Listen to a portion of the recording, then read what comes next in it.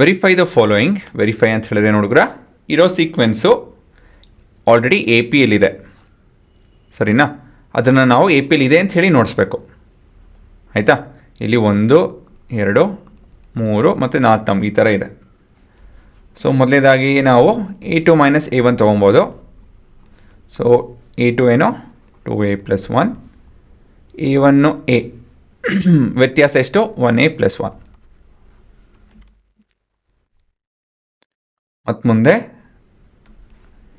A3 - A2 ಬದಲಾಗಿ A4 - A2 ತೊಗೊತೀನಿ. Generally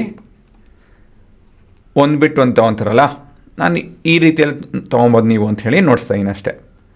so 4A + 3 minus of 3A + 2. So what is 4A - 3A is 1A plus 3 - 2 is +1. So ಈ ಥರ direct calculation ನೋಡಿಸಿ ತುಂಬ ಬರೆಯೋದಕ್ಕೆ ಹೋಗ್ಬೇಡಿ. ಕೊನೆಯದಾಗಿ as A2 and A1 is equal to A4 and A3, the difference that is, which in turn is equal to 1A + 1. ಇದರಿಂದಾಗಿ ನಾವು ಏನು ಹೇಳ್ಬೋದು, this implies the series is N A P ಅಲ್ವಾ, with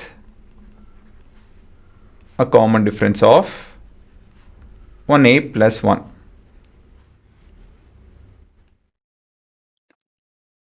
So the next three terms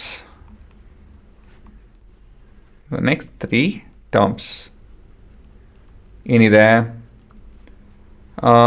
4A + 3 + 1A + 1 is 5A + 4. ಅದಾಯಿತು ಅಂದಮೇಲೆ 6A + 5. ಅದಾಯಿತು ಅಂದಮೇಲೆ 7A + 6. So ಇದೇ ನಿಮ್ಮ ಉತ್ತರ.